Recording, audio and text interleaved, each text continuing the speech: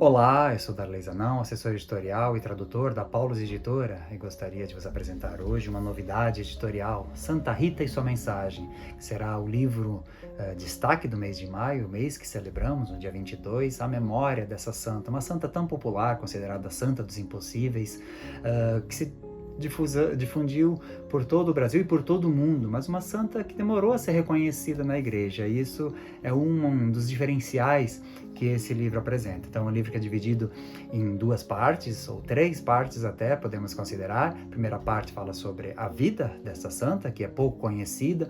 Então, dizia que demorou, porque ela teve quase 150 anos depois da sua morte, é que foi iniciado o processo de beatificação.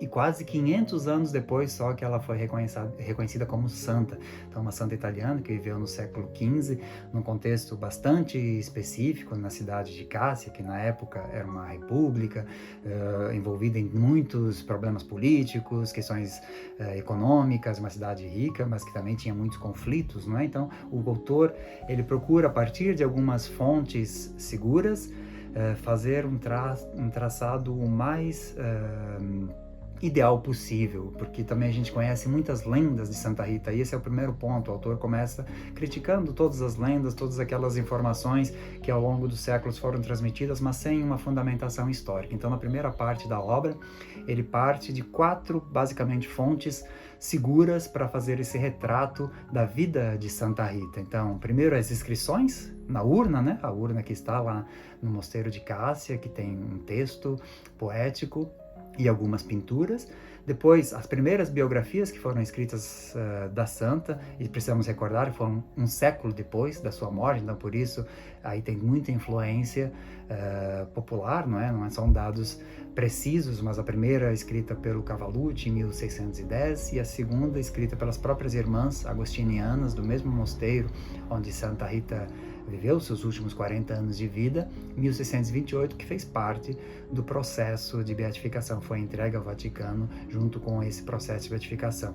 O terceiro arquivo fundamental são os documentos históricos, documentos notariais, então aqueles que ajudam não tanto a recompor a vida santa, mas ajudam a ver como era a vida naquele tempo, como era o mosteiro, todos os elementos envolvidos que ajudam a reconstruir a questão política. Então, para entender também a morte do marido que foi assassinado, entender a questão dos pais, a função que os pais de Santa Rita exerciam naquele contexto, entender também a polêmica envolvendo a morte dos filhos de Santa Rita. Então, tudo isso é reconstituído a partir de documentos históricos que o autor vai buscar com muita precisão, muita seriedade. Então é uma pesquisa muito séria, muito rica, muito rigorosa.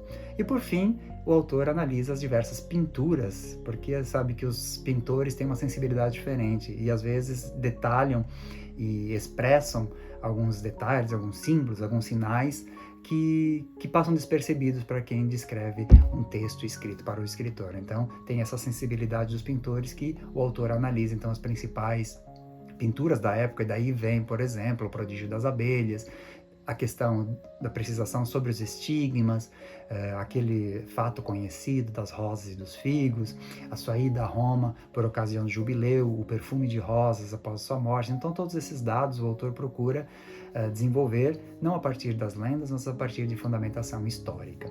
E depois, no final da obra, então, nós temos uma atualidade, sobretudo sobre a teologia da cruz, a teologia do perdão, a teologia da paz e do amor, que são os elementos fortes, as grandes bandeiras defendidas por Santa Rita, mas nós vemos a sua mensagem, a atualidade da sua mensagem. O que Santa Rita tem a nos dizer hoje? Qual o impacto da mensagem que ela viveu através da sua vida, ensinou através de alguns, obviamente, poucos sinais que deu e do testemunho que ela deu para suas irmãs, que nos indica hoje sobretudo sobre o perdão, sobre a promoção da paz, sobre a unidade, sobre o amor, sobre a questão da gratuidade, a entrega gratuita, sobretudo a paixão e a dor que ela viveu através dos seus estigmas, que levou por diversos anos. O autor também faz essa reconstituição para tentar descobrir quando iniciou e os elementos que estavam envolvidos.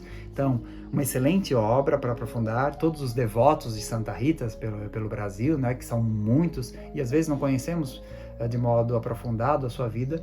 Temos nessa obra, escrita por um italiano, agostiniano, e Agostino Trapé, o nome dele, é um sacerdote agostiniano que infelizmente já faleceu, mas que nos descreve aqui, nos deixa uma bela obra que certamente vai encantar todos os devotos, vai ajudar a promover a devoção a Santa Rita e vai ajudar a todos que querem aprofundar também elementos históricos e teológicos relacionados a essa devoção tão popular no Brasil.